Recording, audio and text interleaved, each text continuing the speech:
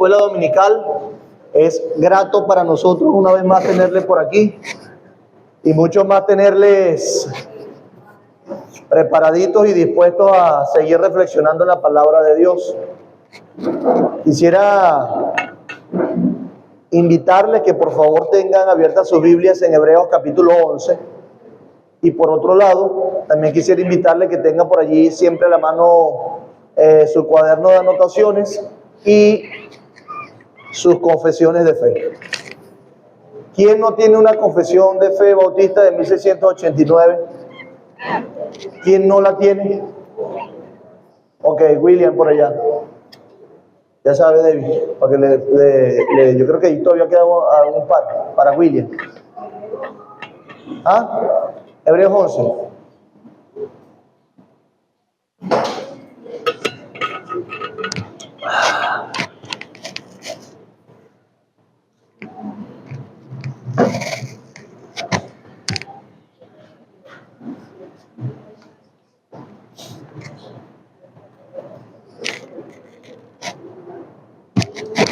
Lo tenemos, Hebreos capítulo 11.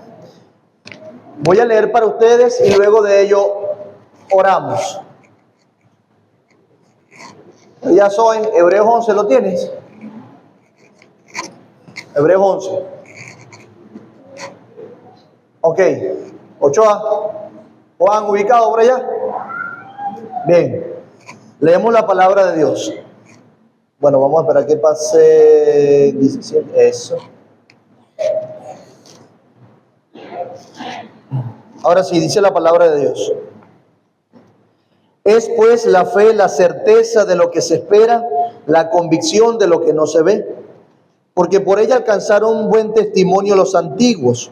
Por la fe entendemos haber sido constituido el universo por la palabra de Dios, de modo que lo que se ve fue hecho de lo que no se veía.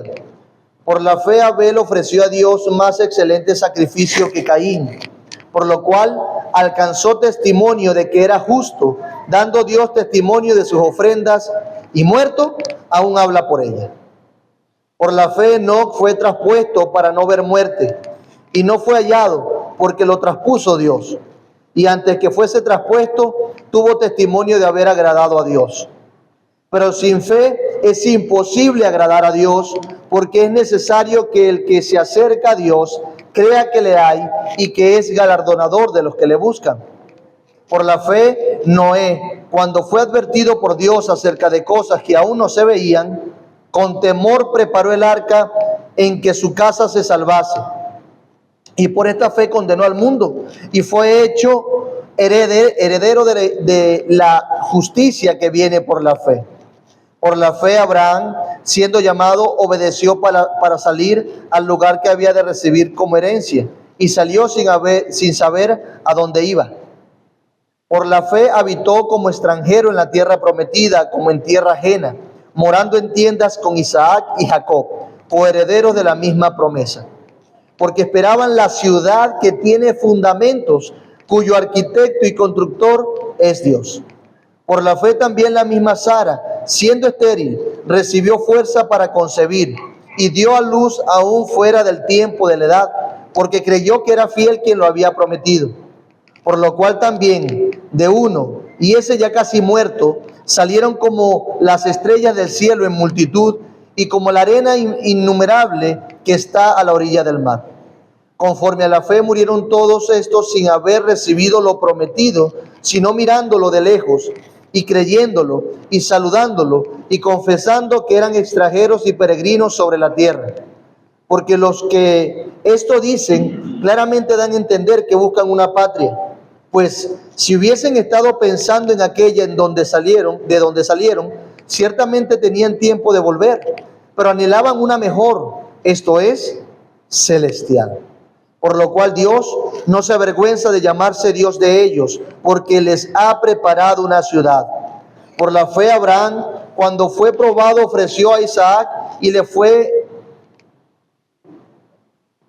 Por la fe, cuando fue probado, Abraham ofreció a Isaac, y el que había recibido las promesas ofrecía su unigénito, así habiéndosele dicho, En Isaac te será llamada descendencia.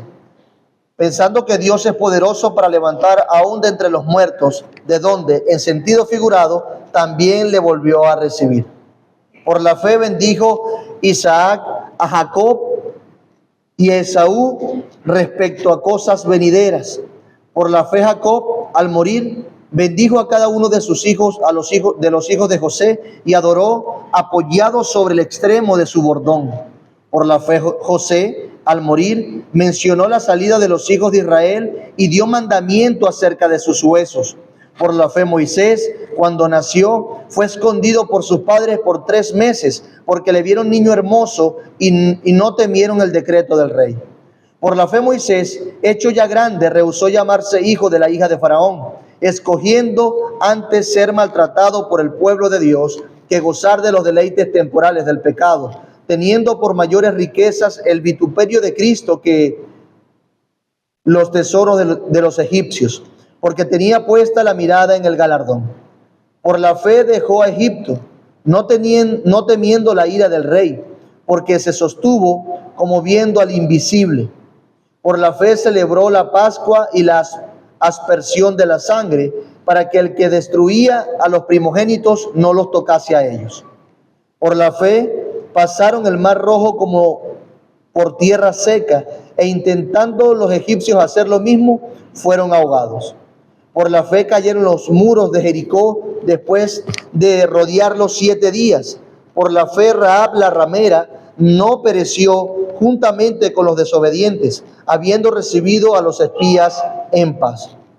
¿Y qué más digo? Porque el tiempo me faltaría contando de Gedeón, de Barak, de Sansón, de Jefté, de David, así como de Samuel y de los profetas, que por fe conquistaron reinos, hicieron justicia, alcanzaron promesas, taparon boca de leones, apagaron fuegos impetuosos, evitaron filo de espada, sacaron fuerzas de debilidad, se hicieron fuertes en batalla, pusieron en fuga ejércitos extranjeros.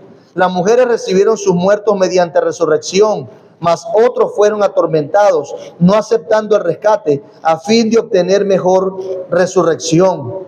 Otros experimentaron vituperios y azotes, y a más de esto, prisiones y cárceles.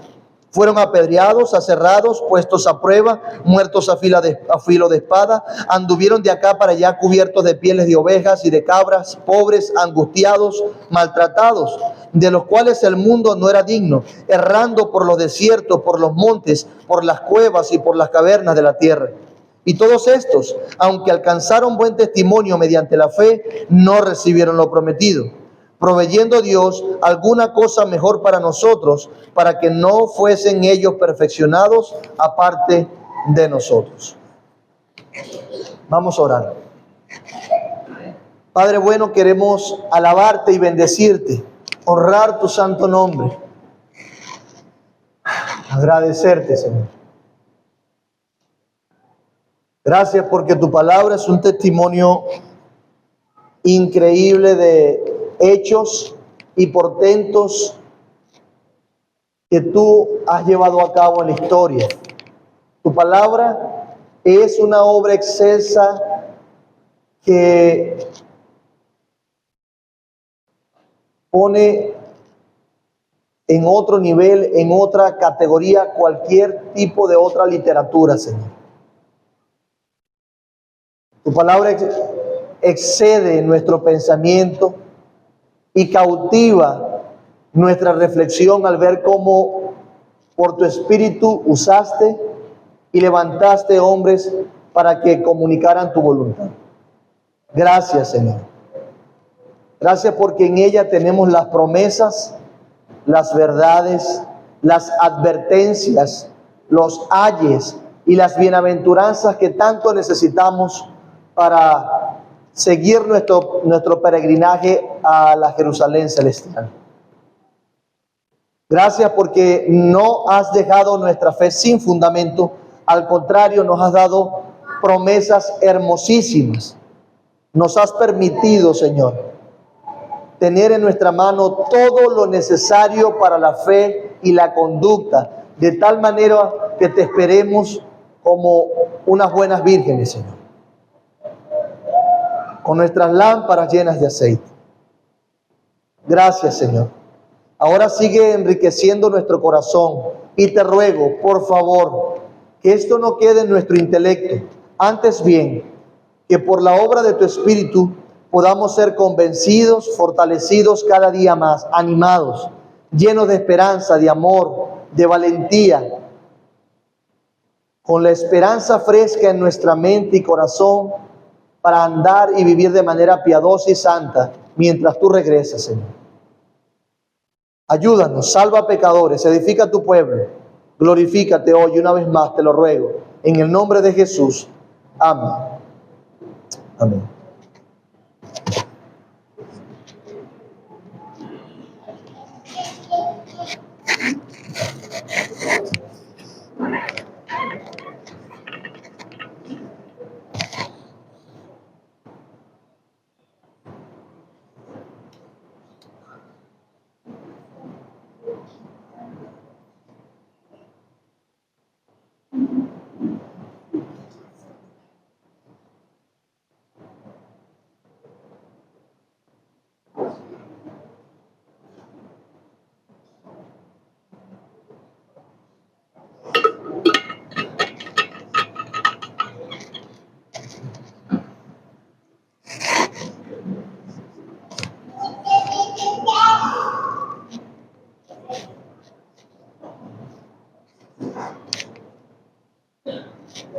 Bueno, hermanos, continuamos entonces. Sube un poquito más esto, por favor.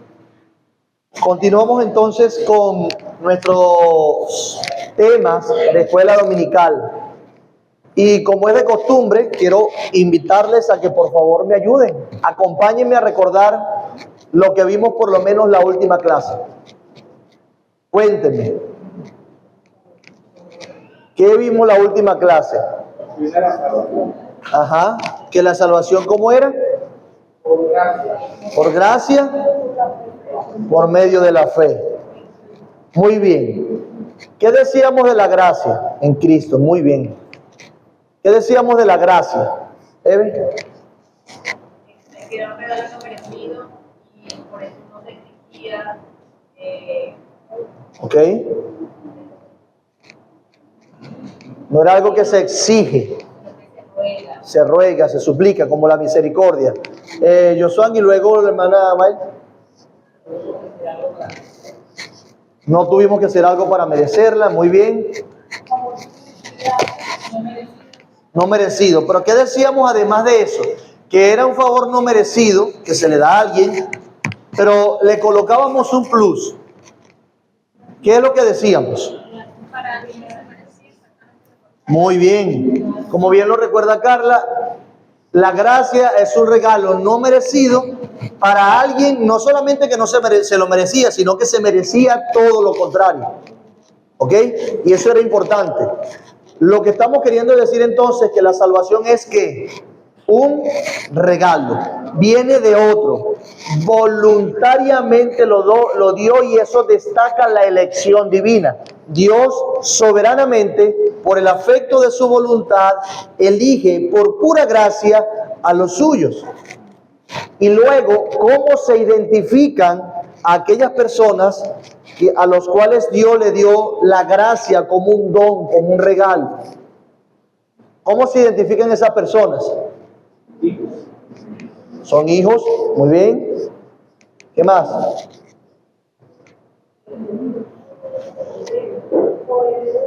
Ok, son coherederos, perfecto. Pero ¿cómo se ven? ¿Cómo usted sabe quién es esa persona?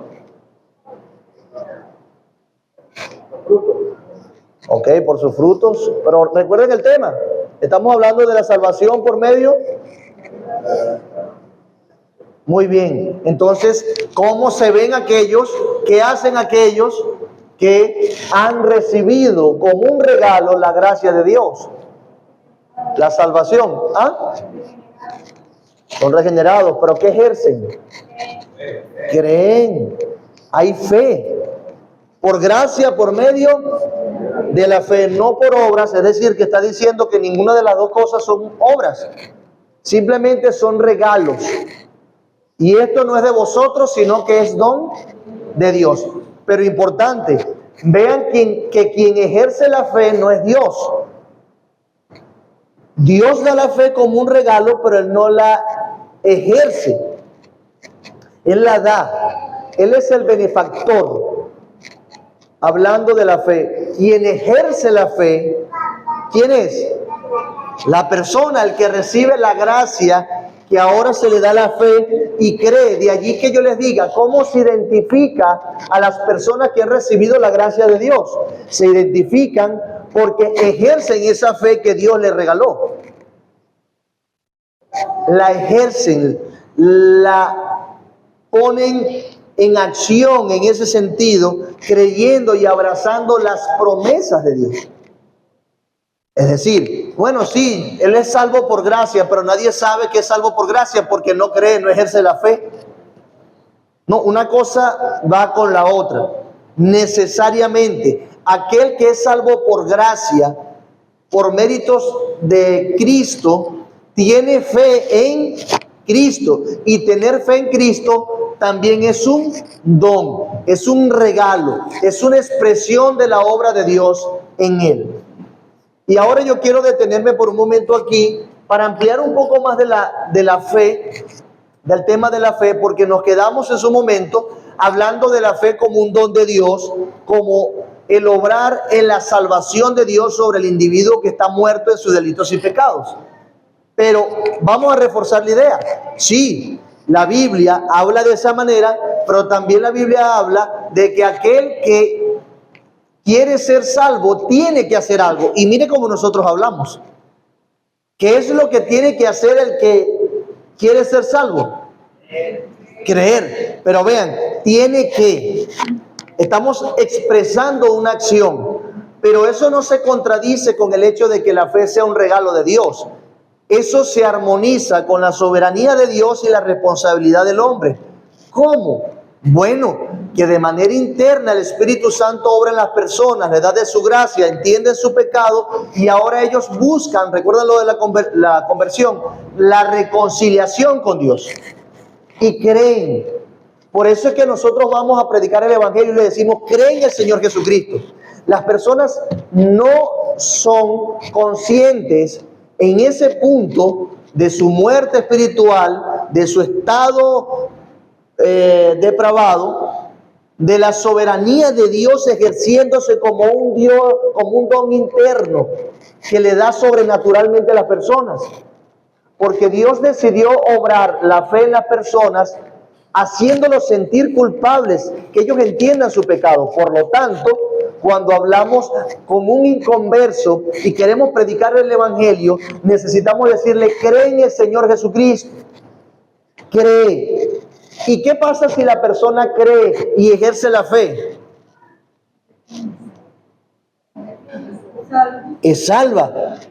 Y nosotros, según las Escrituras, que tenemos un poco de más de bagaje en la palabra de Dios, que sabemos que para que esa persona tuviera fe, tuvo que haber sido la obra anterior de Dios o a través de la predicación del Evangelio. ¿Sí lo ven? Entonces, cuando predicamos el Evangelio, está bien, es necesario decirle, cree, arrepiéntete de tus pecados, ten fe en Jesucristo, abrázalo por medio de la fe, no lo sueltes, ámalo. Sí, es algo que sale de nuestro ser. Ese es el punto, que sale de nuestro ser porque Dios cambia nuestros afectos, nos regenera y ahora podemos creer en Él. Y eso es muy importante, porque lo que pasa por lo general es que las personas tienden a confundirse diciendo, bueno, como la fe es un don de Dios y la gente no puede parir la fe de sí mismo, y la gente no puede parir la fe de sí mismo, entonces, y por lo tanto, ¿para qué le predico? Entonces voy a orar nada más por ella. ¿Qué le digo? Si ella está muerta en sus delitos y pecados. No, pero la Biblia no habla así. La Biblia lo que dice es que Dios decidió obrar sus dones salvíficos a las personas a través de la predicación del Evangelio y requiriendo una respuesta del pecador. Porque la respuesta del pecador nos va a enseñar qué es lo que Dios ha hecho en su propio corazón. Cree. De allí que Spurgeon dijera, hay que predicar como arminianos, como que si la salvación está en las manos de los inconversos. pero hay que discipular como calvinistas. Es decir, hay que enseñarles que ellos están donde están es por la pura gracia de Dios. ¿Sí ven la diferencia? Entonces, la madurez, el conocimiento de Dios implica necesariamente que nosotros podamos hablar como la Biblia habla y creer lo que la Biblia dice. Sí, cree, arrepiéntete, ven a Cristo, entiéndelo. Inclusive hacemos uso de la apologética. La apologética hablando de la ciencia o el arte de poder defender la fe a través de argumentos razonables, bíblicos, lógicos, científicos, para crear un ambiente adecuado y poder predicar el evangelio y herir las conciencias de las personas. Pero ¿para qué le insisto tanto a una persona que está muerta, que no entiende y que solamente Dios puede salvarlo? Porque ese es el medio que Dios usa, la predicación del evangelio y el llamado que se le hace. Hechos 17, gentiles todos, Pablo en el Areópago, allá en Atenas, le dice, por eso es que Dios llama a todos los hombres en todas partes del mundo a que se arrepientan de sus pecados y crean en aquel, porque Él designó uno que vendrá a juzgar a todos los hombres en algún momento. Entonces, es importante que entendamos que aunque la fe es un don de Dios, y lo entendemos, y eso es la salvación por gracia, por medio de la fe, siendo la gracia y la fe simplemente un don de Dios, no una acción voluntaria de nuestro ser y ya, en el sentido de que sale de nosotros, sino que es un Dios, es un don, perdón. Entonces, y viéndolo más adelante, eso no implica que nosotros no prediquemos el evangelio y llamemos a la gente al arrepentimiento y que no discipulemos a nuestros hermanos. Hermano, ¿creen en Jesús? No estás creyendo, estás comportándote como un incrédulo, estás siendo un insensato, un necio. Ven a Cristo, arrepiéntete. Si se ven, estamos afectando su conciencia porque Dios obra a través de su palabra. Y esto es una línea bien interesante entre la soberanía de Dios y la responsabilidad del hombre, que está eso en la mente divina. Nosotros hacemos y hablamos o tratamos de expresarnos como la Biblia se comunica en ese sentido. Por eso, e insisto, sí, la salvación es por gracia, por medio de la fe, y esto no es de vosotros, sino que es un don de Dios. Dios lo da como don y llama a los hombres a que tengan fe. Y aquel que puede ejercer la fe es porque Dios se lo dio anteriormente y tú lo identificas. Pero ¿cómo sabemos? ¿Cuál es el llamado para esas personas? ¿Cuál es el llamado general para todas las personas para poder identificarlas? El evangelio, la predicación del evangelio. No es otra manera. Esa es la manera designada por Dios para llamar a los escogidos de Dios, para que los muertos pasen de muerte a vida, para que los ciegos espirituales cobren vista, para que los que no oyen escuchen de verdad, para que los que no entienden entiendan. Y luego, al pensar de las promesas, al pensar del aspecto evangelístico de la fe, necesitamos pensar también en el aspecto de las promesas. Sí, hablamos de la fe en Cristo y nada más, ¿cierto? Pero Cristo nos dio promesas. Entonces pudiésemos expresarlo así. Tenemos fe en Cristo y en sus promesas, en sus palabras, en lo que Él dijo, en lo que Él prometió. Y podemos tener fe en eso, no fe en la fe. No una fe subjetiva, sino una fe profundamente objetiva que descansa en la palabra de alguien que no miente. ¿Ese quién es? Dios, Cristo. Por eso leíamos Hebreos 11. Si se dieron cuenta cómo Hebreos 11 hablaba de las personas que empezaban a tener más riquezas por fe, que empezaban a ser sanos por fe, que empezaban a vivir mejor por fe. En Hebreos 11, ¿se dieron cuenta que hablaba así? ¿De qué hablaba? La estructura de Hebreos 11 está centrada en las promesas de Dios y en el hecho de que Dios es un Dios que salva y llama a los suyos. Y esas personas ahora, teniendo fe en Dios y en sus promesas, prosiguen los planes de Dios. Hablamos de personas que tuvieron fe en una tierra que nunca habitaron. Hablamos que tenían fe y que cerraron boca de leones. ¿Pero por qué? ¿Recuerdan ese episodio? Porque decidieron obedecer a Dios y creerle primero a Dios antes que al rey pagano. Hablamos de fe que pudieron construir un arca en su momento. Una promesa, yo voy a hacer esto, lo prometo. ¿Y qué hizo Noé? Ahora, Señor, de aquí que llueve y se llene todo esto, tengo bastante tiempo. Él agarró y empezó a construir su arca. Y dice que condenó al mundo en ese sentido porque él tuvo la fe en Dios, de las promesas de Dios, de que Dios iba a hacer lo que dijo que iba a hacer y por lo tanto hizo lo que Dios le había mandado hacer. Eso es la verdadera fe. Eso es la verdadera fe. Si lo ven, de allí que yo les diga que fe en Cristo y en sus promesas, no fe en la fe ni algún aspecto y un deseo personal. Si tus deseos personales apuntan a la gloria de Dios, perfecto, que Dios lo haga. Pero si no, no esperes recibir algo de tu propio deseo y tu propio corazón y no tiene nada que ver con Dios, sino que tiene que ver con tus intereses terrenales y temporales. Y eso es muy importante. Está alineado, de allí que el salmista diga, deleítate en el Señor con todo tu corazón y Él que cumplirá. Pero ve que deleítate en el Señor primero, no es Él cumplirá, no, es deleítate, porque si tú te deleitas en algo, tu mirada, tu visión, tu deseo va a estar orientado ¿a qué? A ese algo, la gloria de Dios. De allí que el apóstol Juan en el capítulo 15 de su evangelio, versículo 7, diga que si permaneces en mí y yo permanezco en ti, pide todo lo que quieras y os será hecho. ¿Pero por qué? ¿Qué es la condición previa? Permanece en mí y yo en ti. Claro, si Dios está en ti y tú estás en Dios, en ese sentido, ¿qué vas a pensar? ¿Qué vas a hacer? La voluntad de Dios, eso es lo que vas a exigir. Tu fe está en Cristo y en sus promesas y en sus planes. Por eso, hermanos, cuando hablamos de fe, sí es un don, pero es un don que nosotros ejercemos y además de ser un don que nosotros ejercemos, llamamos a las personas en otro aspecto a tener fe, a creer en Cristo para que se arrepientan de sus pecados. Pero cuando vemos que se arrepienten y creen en Cristo, deben enterarse que cuando ellos ejercieron la fe, no la ejercieron como si su corazón muerto pudiese producir fe, sino porque Dios le dio vida y le dio el don de la fe. Y así discipulamos.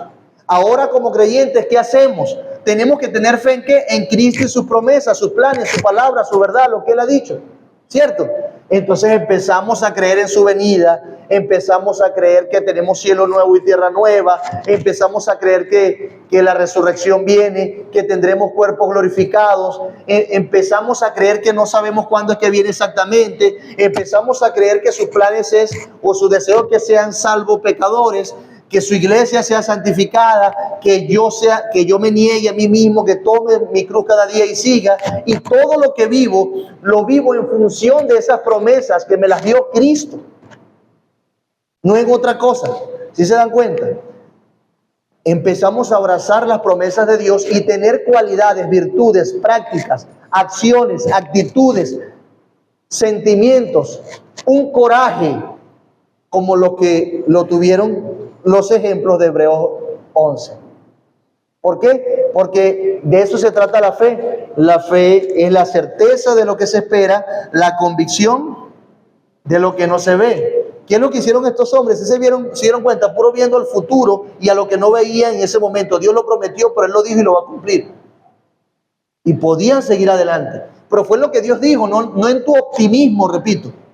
Hermanos, por favor, les ruego en Cristo Jesús, se lo suplico, que ordenemos nuestros pensamientos en función de Cristo y sus promesas, no de tu optimismo en alguna circunstancia en particular, porque posiblemente Dios quiera estar pasándote por el fuego de la prueba o por alguna situación profundamente difícil y tú quieras cambiar los planes de Dios y no veas el propósito santificador de Dios en esa situación.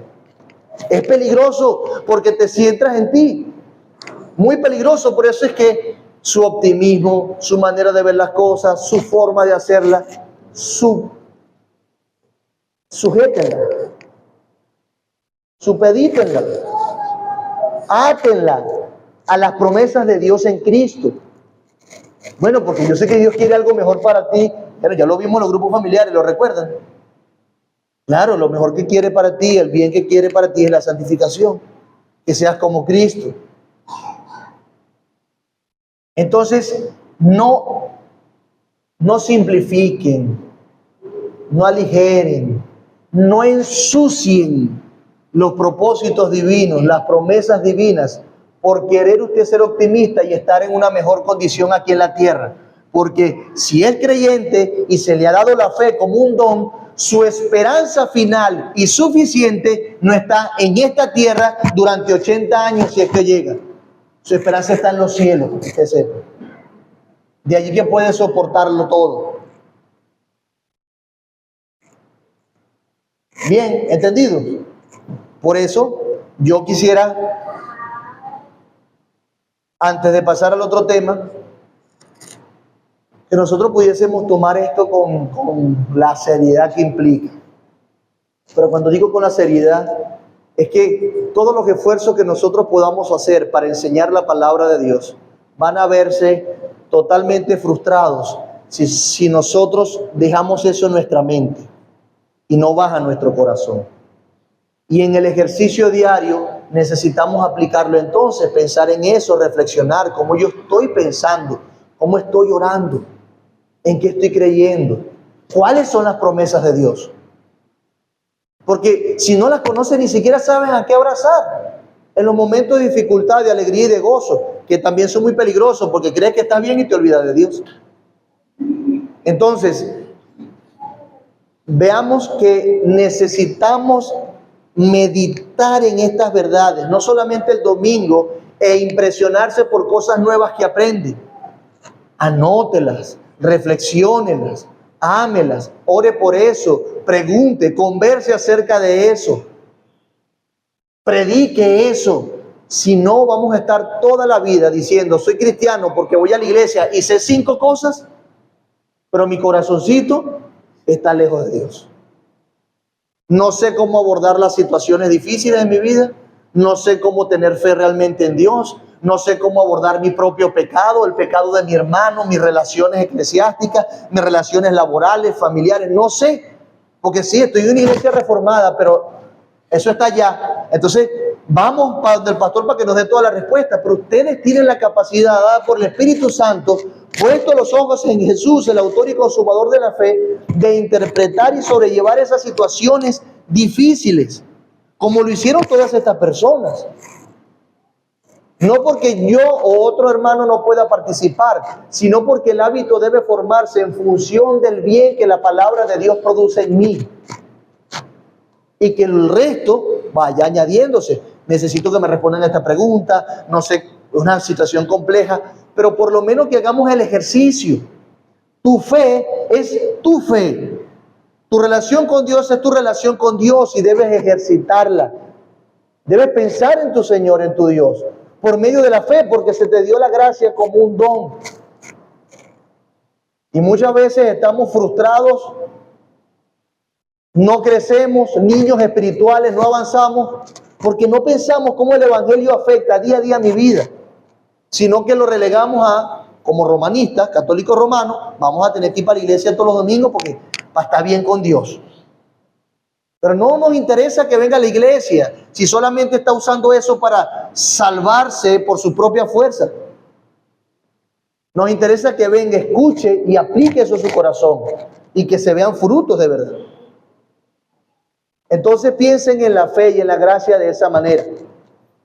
Creer entendiendo que es la certeza de lo que se espera, la convicción de lo que no se ve. ¿Es intangible, es completo? Sí, pero sí, hay uno que se les dijo, bueno, tuviste y creíste, pero bienaventurados los que creen y no ven.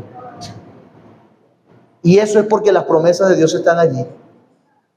Y Cristo es seguro. Y Él es tan fiable que aunque sin haberlo visto, podemos creer en Él. Por eso es que si Él prometió cielo nuevo, tierra nueva, prometió el infierno para los incrédulos y prometió el cielo para los crédulos, debemos creerlo. Las advertencias de Dios, las promesas de juicio, también son dignas de abrazarse.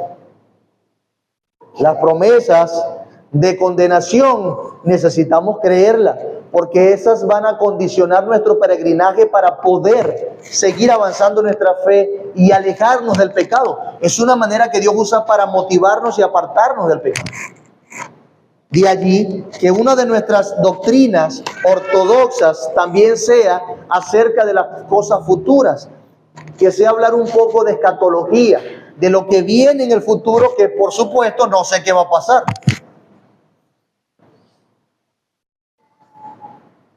No me acuerdo quién fue el que me dijo que bueno, nosotros sabemos que lo seguro que ciertamente va a pasar, lo que va a pasar seguro es la muerte.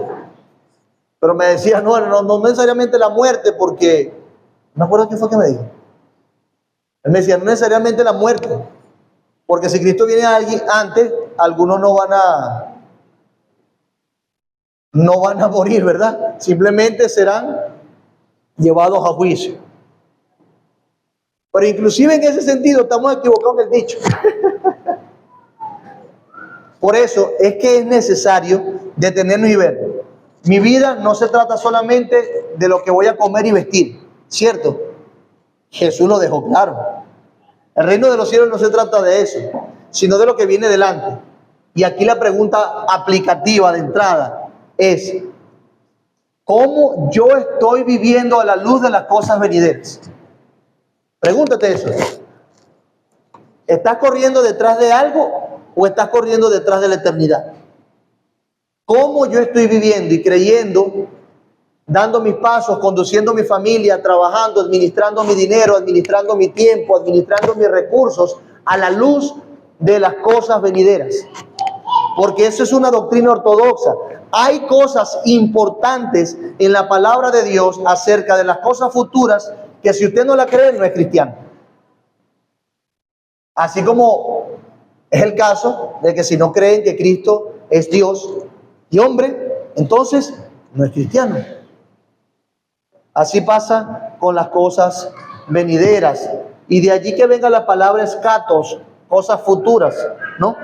Y logía del estudio de las cosas futuras.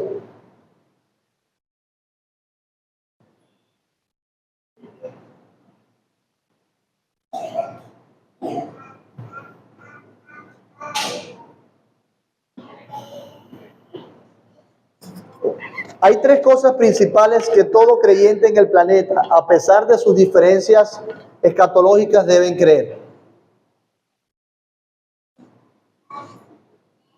Tres cosas.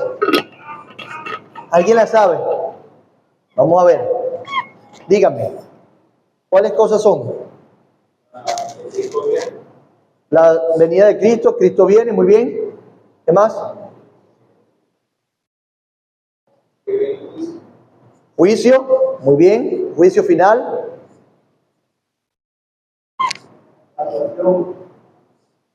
Ajá, eso tiene que ver con lo otro. Pero hay otra cosa importante.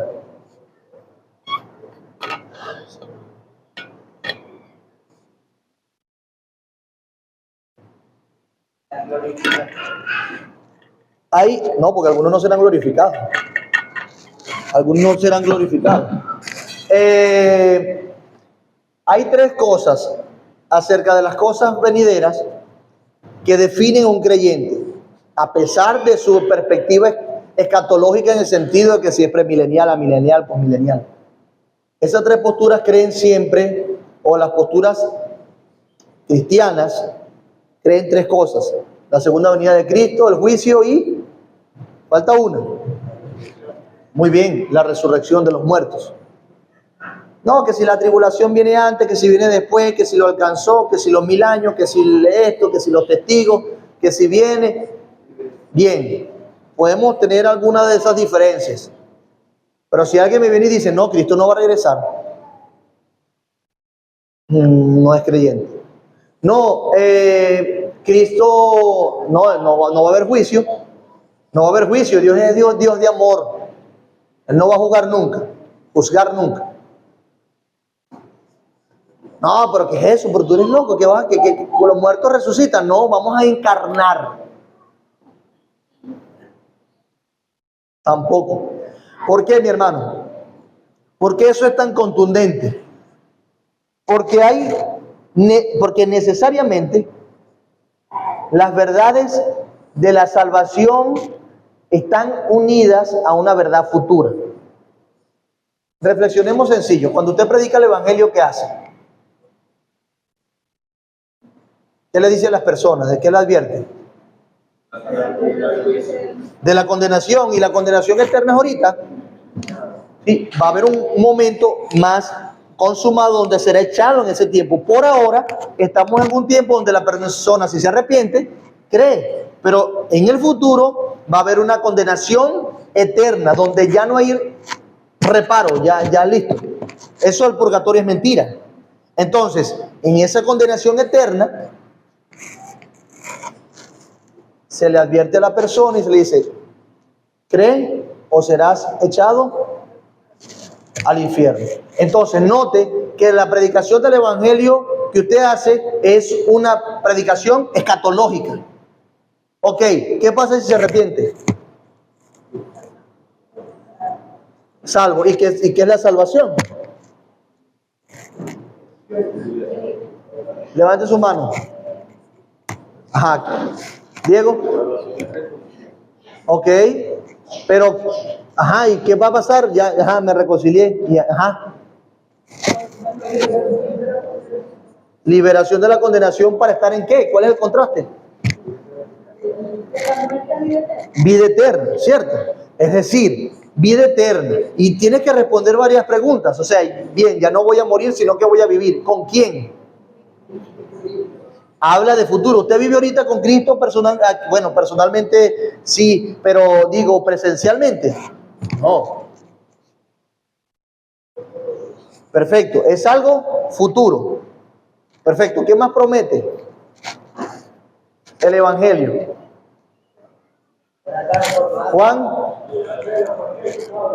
Muy bien. Va a librarse definitivamente del pecado. No va a morir jamás. Pero cuando predicamos le decimos: pendiente que estás pronto por morir, seguramente. Entonces tienes que arrepentirte. Entonces, ¿cuándo será ese momento donde seremos librados definitivamente de la muerte? Cuando la muerte, nuestro enemigo final, se ha echado al lago, ¿verdad? Ahora, nos libramos también del pecado. Perfecto. Me arrepentí de mis pecados. Soy el hombre más piadoso del mundo. ¿Y saben qué? Peco. Entonces, ¿cuándo es que me va a librar del pecado definitivamente? En ese caso, me libra ahorita de la culpa de pecado, pero definitivamente, ¿cuándo me librará de la condenación del pecado? Es un momento futuro donde ya no tendremos que lidiar con el pecado. Estamos predicándole a la gente: mira, va a haber un momento donde si tú te arrepientes, Dios te va a dar un cuerpo, glorificado, que no tiene relación con el pecado, incorruptible. ¿Sí ven? Estás hablándole de algo futuro, una vez más. Pero arrepiéntete ahorita, porque si Cristo viene y viene pronto, entonces, una vez más, estamos hablando de algo futuro. Entonces, la predicación del evangelio es algo escatológico. ¿Sabían ustedes que tenían teología profunda en sus manos cada vez que predicaban el evangelio? Lo que pasa es que los nombres nos impresionan, pero no se dejen impresionar, es la realidad. Por eso es que es necesario que estén vinculadas esas verdades, o mejor dicho, no, bueno, sí, en la predicación es necesario que estén vinculadas esas verdades futuras a la hora. Pero si no se hace, si se predica un evangelio que no tiene que ver con la eternidad, con la glorificación, con la muerte del pecado, con la muerte de la muerte, o diría alguien, la muerte de la muerte, la muerte de Cristo. Si no tiene que ver con eso futuro, con el juicio final, con la nueva Jerusalén, con la tierra nueva, con el cielo nuevo, entonces, ¿qué le estás prometiendo? ¿Qué esperanza le estás dando? Tú le estás dando, son palabras de aliento, optimistas, llevándolo a que tenga una vida más significativa aquí en la tierra, sin ninguna implicación con la eternidad. Pero la Biblia es clara en hablar de que Dios, nuestro Dios, es un Dios eterno, infinito, que trasciende, que es el vivo, que nosotros creemos en el que da y tiene la vida en sí mismo, quien es la vida. Por lo tanto, es imposible que nosotros podamos predicar el evangelio correctamente si no lo llevamos a la eternidad de Dios, a su infinitud, a su gloria, a su vida, a las cosas futuras que no podemos palpar. De allí que cualquiera que predique el evangelio solamente para tener una vida significativa aquí y ahora es un hereje, porque no tiene sentido.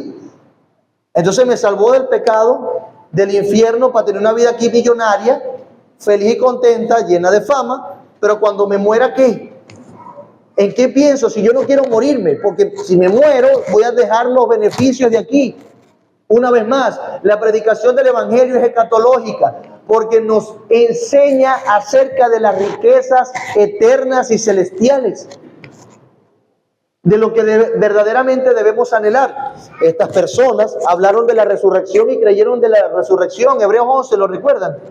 Cosas que no palparon, ellos simplemente vieron el gozo puesto delante, la gloria, esa promesa. Entonces, necesitamos ver el evangelio correctamente. Tiene que ver con las cosas futuras.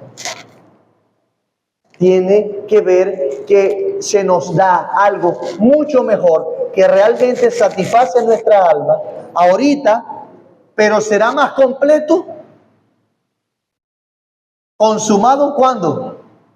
Cuando los tiempos se cumplan, cuando Cristo venga, juzgue, resucite a los muertos, nos dé cuerpos glorificados, y aquella morada que Él fue a preparar delante del Padre nos sea dada, seamos recibidos allá, que participemos del árbol de la vida,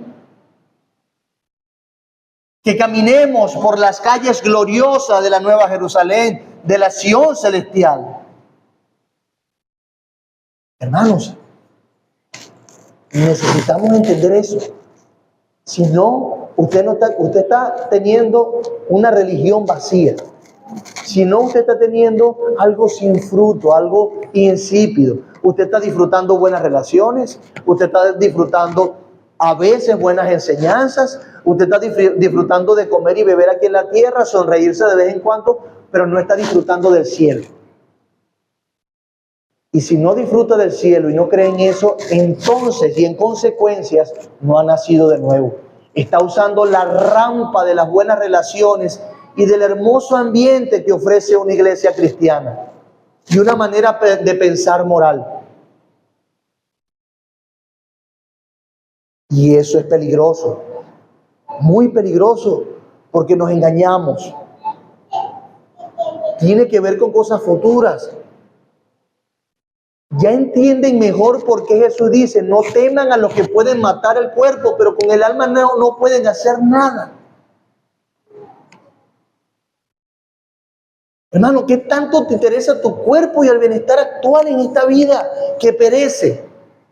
¿Qué tanto? O sea, ¿qué está conmoviendo tu corazón? ¿De qué está lleno? ¿De qué te alejas? ¿Qué te quita el sueño? Que no es la gloria en Cristo Jesús. ¿Qué es? No tiene sentido que tú quieras seguir viviendo en esta tierra. Pablo dijo, mejor es estar con Cristo. Pero por causa de ustedes voy a padecer un poquito más. Es mejor para ti estar con Cristo. Piénsalo, es en serio. Tú que vienes todos los domingos para acá, piénsalo. ¿Dónde está tu mirada? Porque el evangelio tiene que ver con las cosas futuras. Es tu alma lo que está en juego. Y necesitamos aclarar los pensamientos y reflexionar y detenernos y decir, ¿qué estoy pensando? ¿Qué estoy haciendo? ¿Hacia dónde voy?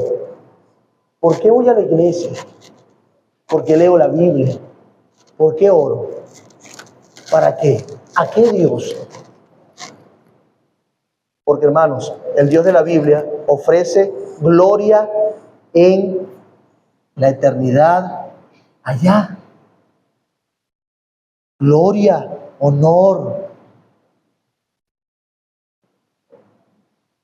No aquí. Y la gloria y la honra que nos pueda dar aquí simplemente es una manifestación de su gracia para que nosotros podamos cobrar aliento y seguir predicando el Evangelio, para que otros tengan esta esperanza que hoy ustedes están viendo florecer en su mente. Deseoso yo que florezca en su corazón también. Entonces, noten que es importante, de allí que sea una doctrina ortodoxa del mundo venidero. Necesitamos creer lo correcto, que los muertos resucitarán. No me interesa morir. ¿Dónde está muerte, tu aguijón? ¿Dónde está tu victoria?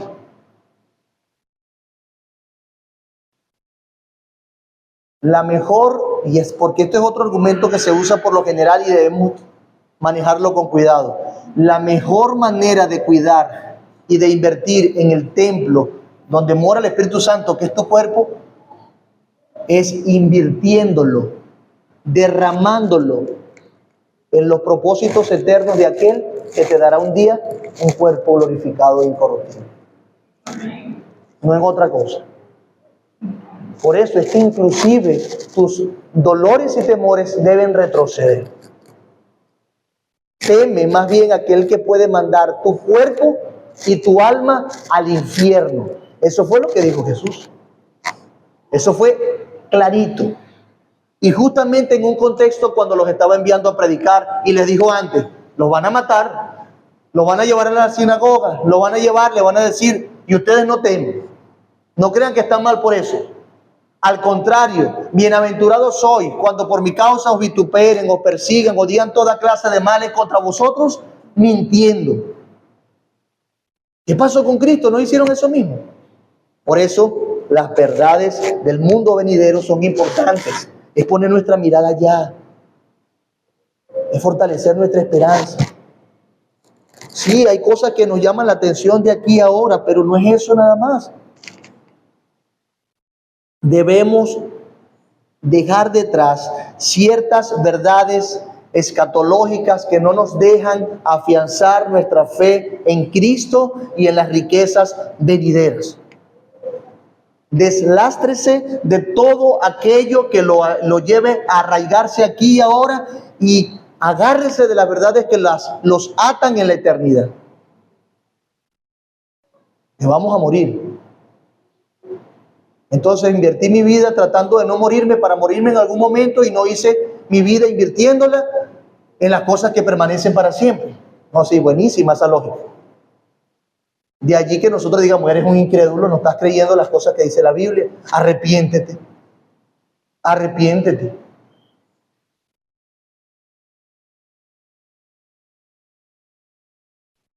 Dice 1 Corintios 15, 16 al 17. Por favor, búsquenla. Vamos a leerla.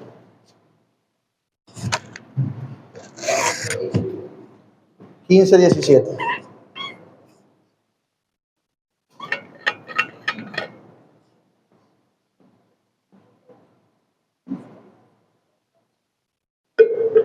O mejor dicho, para pasar al tiempo de preguntas, vamos a leer 1 Corintios 15 un poquito más, porque ya veo que se me fue el tiempo.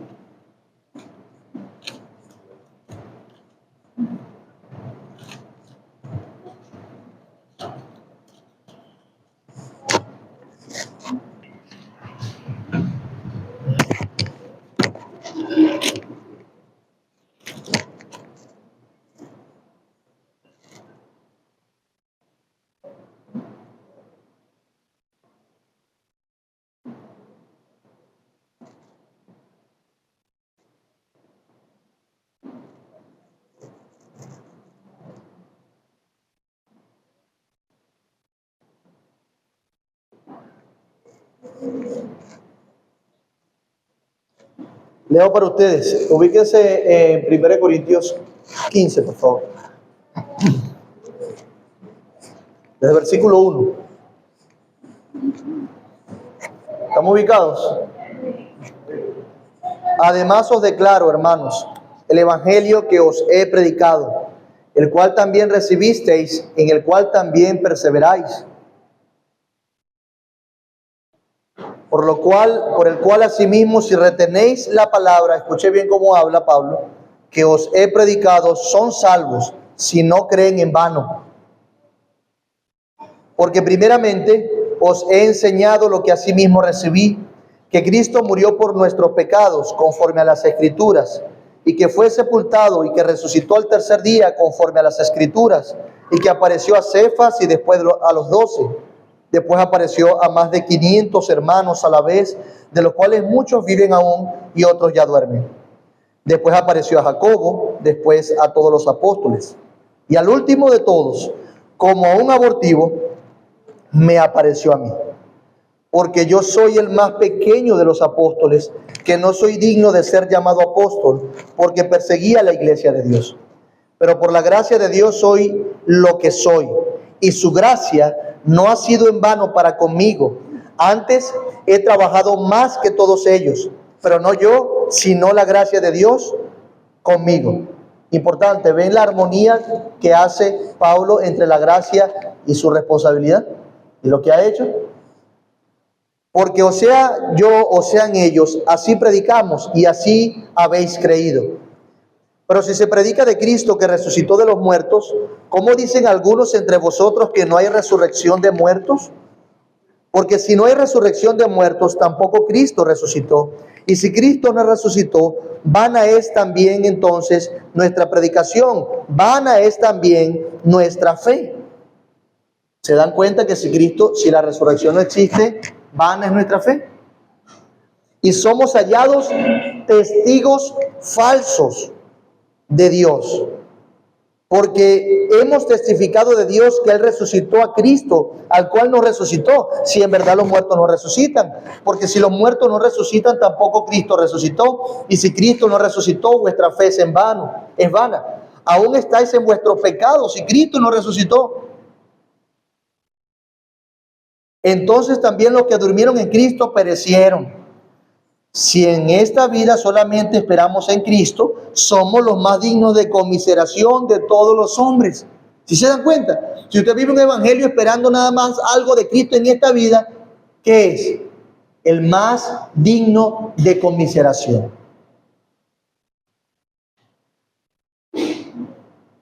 Mas ahora, ¿saben qué?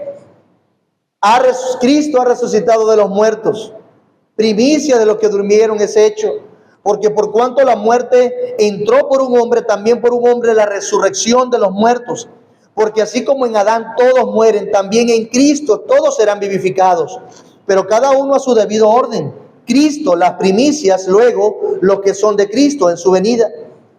Luego el fin, cuando entregue el reino al Dios y Padre, cuando haya suprimido todo dominio, toda autoridad y potencia.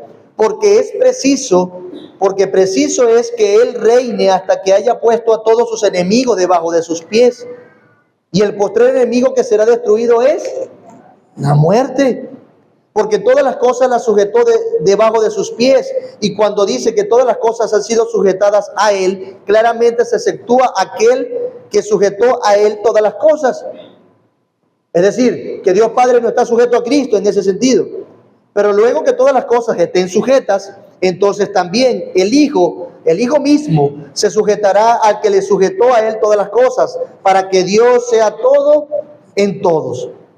De otro modo, ¿qué harán los que se bautizan por los muertos si en ninguna manera los muertos resucitan? ¿Por qué pues se bautizan por los muertos? ¿Y por qué nosotros peligramos a toda hora? Os aseguro, hermanos, por la gloria que de vosotros tengo en nuestro Señor Jesucristo, que cada día muero. Si como hombre batallé en Éfeso contra fieras, ¿qué me aprovecha? Si los muertos no resucitan, comamos y bebamos, porque mañana moriremos. No erréis, hermanos. Las malas conversaciones corrompen las buenas costumbres. Velad debidamente y no pequéis, porque algunos no conocen a Dios. Para vergüenza vuestra lo digo. Pero dirá alguno, ¿cómo resucitan los muertos? ¿Con qué cuerpo vendrán? Necio, lo que tú siembras no se vivifica si no muere antes. Es decir, tú necesitas morir, ¿para qué? Para ser vivificado. Es la idea según el contexto que está presentando Pablo. Y lo que siembras no es el cuerpo que ha de salir, sino el grano desnudo, ya sea de trigo o de otro grano. Pero Dios le da el cuerpo como Él quiso, y a cada semilla su propio cuerpo. No toda carne es la misma carne, sino que una carne es la de los hombres, otra carne la de las bestias, otra la de los peces y otra la de las aves. Y hay cuerpos celestiales y cuerpos terrenales, pero una es la gloria de los celestiales y otra de los terrenales. Una es la gloria del sol, otra la gloria de la luna y otra la gloria de las estrellas. Pues una estrella es diferente de otra en gloria. Así también es la resurrección de los muertos. Se siembra en corrupción, resucitará en incorrupción. Se siembra en deshonra, resucitará en gloria. Se siembra en debilidad, resucitará en poder. Se siembra en cuerpo animal, este cuerpo que tenemos, resucitará en cuerpo espiritual. Hay cuerpo animal y hay cuerpo espiritual. Así también está escrito: fue hecho el primer hombre Adán alma viviente y el postrero Adán espíritu vivificante. Mas lo espiritual no es primero sino lo animal, luego lo espiritual. El primer hombre es el de la tierra terrenal. El segundo hombre, que es el Señor, es del... ¿Ven cómo nuestra mirada tiene que estar en el cielo? Cual el terrenal, tales también los terrenales, lo que somos tú y yo ahora. Y cual el celestial, tales también los celestiales. Y así como hemos traído la imagen del terrenal, escuche bien, traeremos también la imagen del celestial. Pero esto digo, hermanos, que las carnes y sangre no pueden heredar el reino de Dios, ni la corrupción heredará la incorrupción. Y aquí os digo un misterio: no todos dormiremos, pero todos seremos transformados. En un momento, en un abrir y cerrar de ojos, a la final trompeta, porque se tocará la trompeta y los muertos serán resucitados incorruptibles y nosotros seremos transformados, porque es necesario que esto corruptible se vista de incorrupción y esto mortal se vista de inmortalidad. Y cuando esto corruptible se haya vestido de incorrupción y esto mortal se haya vestido de inmortalidad, entonces se cumplirá la palabra que está escrita: sórbida es la muerte en victoria. ¿Dónde está, oh muerte, tu aguijón? ¿Dónde, oh sepulcro, tu victoria? Ya que el aguijón de la muerte es el pecado y el poder del pecado, la ley. Mas gracias sean dadas a Dios, que nos da la victoria por medio de nuestro Señor Jesucristo. Así que, hermanos míos, están firmes. Escuchen, mis amados hermanos. Estén firmes y constantes, creciendo en la obra del Señor siempre, sabiendo que vuestro trabajo en el Señor no es en vano. Que claro es Pablo allí, ¿verdad? Y el llamado es a estar firmes y constantes, creciendo. De allí que Pablo también le dijera a los de Tesalónica: hermanos, escúchenme, les dice, no se entristezcan por los que han muerto de la iglesia, como aquellos que no tienen la esperanza. Desplaza la tristeza al punto adecuado y nos permite vivir a la luz de la fe que profesamos. Y eso es sumamente importante. ¿Dónde está nuestra fe? ¿En qué? Tiene que ver con las cosas futuras, la resurrección de los muertos. ¿Dónde está? ¿Por qué le tengo que estar teniendo miedo a la muerte? Por otra parte, la segunda venida de Cristo. Cristo vendrá a juzgar a todos. Y en tercer lugar, bueno, juicio y la venida de Cristo. Pero lo que quería decir era que nuestros cuerpos serán glorificados. De los que creen, para habitar en lo celestial. Amén. Entonces, ¿hay alguna pregunta?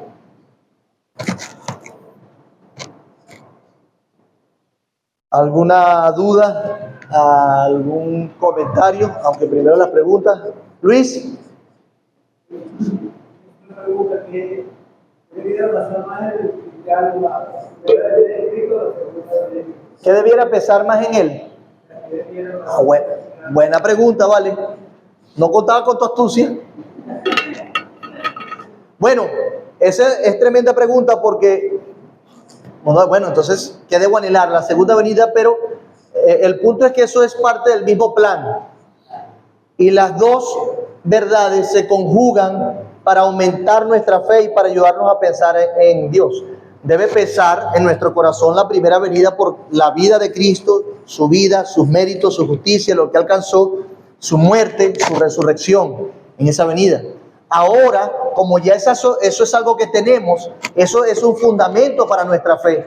Ahora, nuestra expectación no es que Cristo venga a salvarnos porque ya lo hizo. Nuestra expectación es que Cristo venga a consumar la obra de salvación que ya empezó. ¿Sí lo ves? Entonces, no es que deban competir, sino que se complementan. Primero Cristo vino en la primera, alcanzó la salvación. Nosotros podemos ver atrás una y otra vez y decir: Cristo sí murió, Cristo sí murió, Cristo sí murió. Su sacrificio fue suficiente, vivió perfectamente, su justicia me beneficia. En Él estoy satisfecho, en Él estoy completo, en Él hay salvación, en Él estoy en el cielo, sentado en lugares celestiales. Y veo el futuro. Anhelo tenerlo, anhelo eso que tú me estás dando, anhelo verte, Señor. Te amo, quiero estar contigo. Quiero ese cielo nuevo y esta tierra nueva. Me fastidia, me entristece, me deprime mi pecado cada vez que peco. Intento no seguir pecando y sigo pecando. Lo lamento, Señor. ¿Hasta cuándo voy a estar en este cuerpo de muerte? Señor, líbrame pronto, dame un cuerpo glorificado. Ven pronto, Señor. Y mi esperanza está allí. Porque sé lo que significa el pecado, como veremos hoy en la predicación. El pecado se lamenta y nos duele. No estamos tranquilos. No estoy tratando de crear una imagen de mí que no vea la gente que soy pecador para mi vergüenza. No nos interesa nuestra imagen, nos interesa la imagen de Cristo. La hipocresía no debe ir con los cristianos. Eso va con los fariseos. Que la imagen que tú tienes sea hecha por Cristo. Y de allí tú anhelas entonces eso. Señor, mira, peco. Quiero que vengas. Porque una ya la tenemos y otra estamos por tenerla. Pero está segura en Cristo, porque Él vendrá. ¿Sí?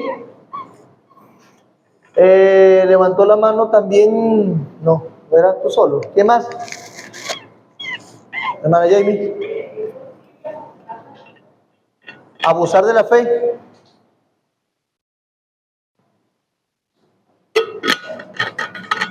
Abusar de la fe. Es fuerte. Tampoco contaba con tu astucia.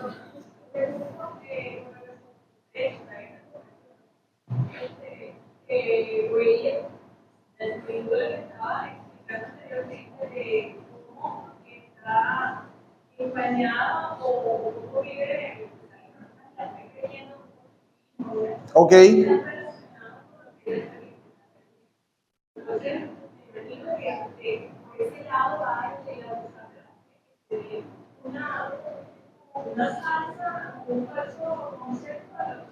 La fe. Por supuesto. Sí, en eso sí. Ahí sí, tienes toda la razón. Sí. Entonces la respuesta en ese caso es sí. Porque estamos haciendo uso de una fe que no es a la luz de la promesa de Dios. Estás haciendo una fe positivista. Si fue lo que entendí. En segundo lugar, por otra parte, abusar de la fe real, yo debería preguntarme, ¿hasta qué punto debería ser santo yo estando aquí en la tierra? Yo debo procurar la santidad lo más que pueda, o tener la fe y cultivar mi fe lo más que pueda. ¿Sí lo ves? Entonces, abusar de ella en el sentido de cuánto la uso, de cuánto creo, de cuánto sigo confiando, nunca será algo que debamos hacer. Al contrario, debemos perseguir la fe en Cristo, en su promesa y en su plan. Pero ¿qué pasa? Si lo tomamos desde el punto de vista subjetivo, de estar abrazando otro tipo de fe, eso es abusar del concepto de la fe, tomando lo que me conviene del concepto de la fe bíblica para yo alimentar mi ser y para hacer lo que yo quiero. Y eso sí es abusar en ese sentido de la fe. Por otra parte, tenemos a personas que se dieron, bueno, voy a usar a Pablo mismo, o mejor dicho, antes a los profetas.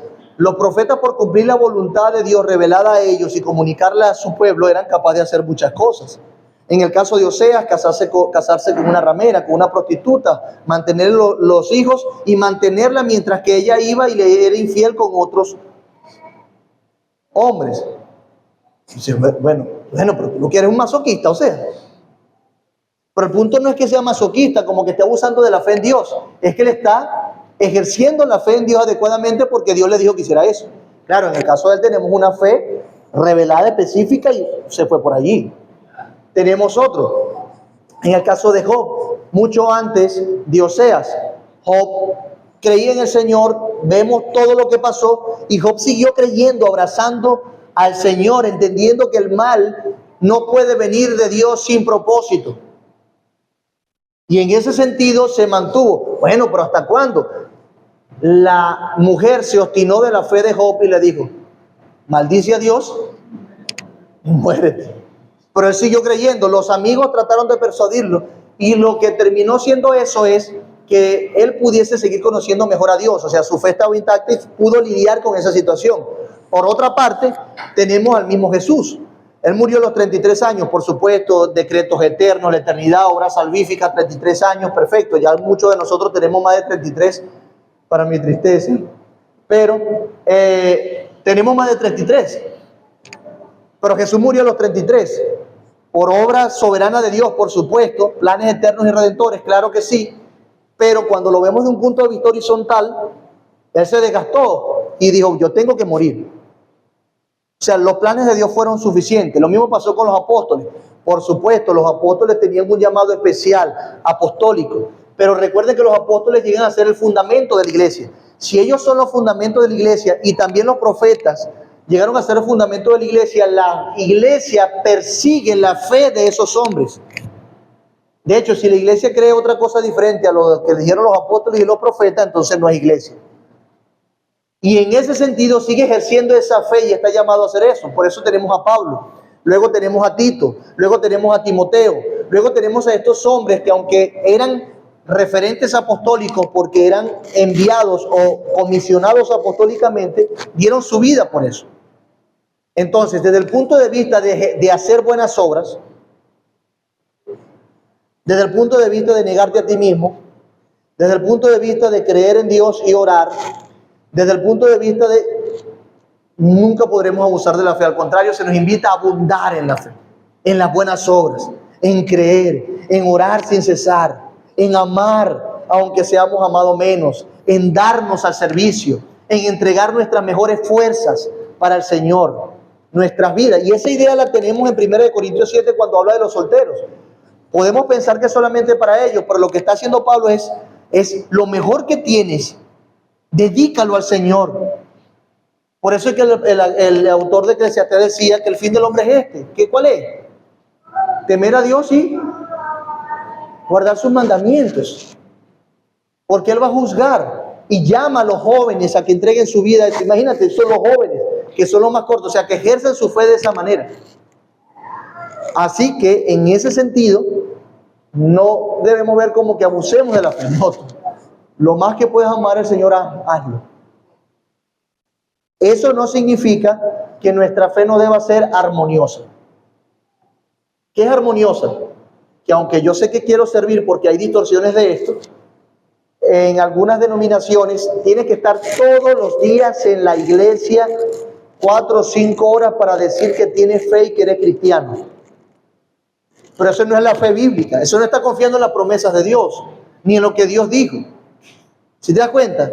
Él pudiese ser algo que parece piedad y qué lindo, o que puede ser, y no importa que me voten de todos los trabajos, yo voy a usar el tiempo de mi trabajo para predicar el evangelio, como veremos en la conferencia de Hombres de Piedad. No, le estás robando el tiempo que te está dando tu jefe porque él te está pagando para algo específico. O que tú vayas y voy a descuidar mi familia porque lo mejor es ir y predicar el evangelio a toda, invertir todo. No. La fe nunca se va a agotar. No podremos abusar de eso, pero es armoniosa, es estable, es según la manera de ver de Dios, no tu manera de ver. Ahora, si Dios te llamó como un eunuco que se hace para la gloria de Dios, no necesariamente habiendo mutilado tus partes íntimas, pero si te apartó para eso, hágalo. Y ya, pero no tiene la responsabilidad de tu familia, no tiene la responsabilidad de otras cosas. O si Dios quiso que te pagaran para que tú pudieses estar con lo suficiente en el ministerio, entonces dale. Desgástate y mátate por eso. ¿Sí lo ven? Todo eso tiene una armonía que habla de nuestra fe, lo que nosotros, cómo la ejercemos. No descontextualicemos la fe a decir, bueno, yo soy cristiano y tengo que darlo todo. Y tengo mi familia, me divorcié, mi esposa ya no me quiere, no me quieren en ningún trabajo, tengo que andar de casa en casa buscando que me den comida. Y al final, como veo que no voy a pasar todo el tiempo haciendo lo que tengo que hacer, caigo en chisme y en murmuración por ahí en lo que no, metido en lo que no me interesa. Esas son las advertencias que Pablo da a la iglesia en Éfeso. Así que, en conclusión, abusar de la fe desde el punto de vista de malinterpretarla, sí. Pero cuando crees lo verdadero, abusar de la fe, no, date a amar a tu familia, a discipular a los tuyos, a trabajar para la gloria de Dios, a predicar el evangelio, a gastar tus fuerzas en edificar tu alma y alimentarla con pasto verde. Date a eso. Ama por lo menos las actividades que tiene de tu iglesia. Ámala, abrázala, date a eso. Ya saben que nosotros no es que queremos que estén aquí metidos todos los días. Yo los voy a correr si pretenden hacer eso, a menos que no tengan más nada que hacer y lleguemos a un acuerdo y me ayude a hacer algunas cosas que necesitamos hacer aquí. Pero ven que son cosas diferentes. Por eso es importante que veamos las escrituras y la fe a la luz del evangelio. Del evangelio. ¿Sí, mi hermana? Bien. Entonces, vamos a orar. Señor, gracias por este tiempo. Bendícenos, te lo ruego. Y ayúdanos a vivir a la luz de la eternidad, por favor. Síguenos acompañando. Te lo rogamos en Cristo Jesús. Amén. Bueno, hermano, tenemos ya son 10 minutos. Y nos vemos en breve. Por favor, sea puntual, vaya al baño, tome agua y nos vemos en breve.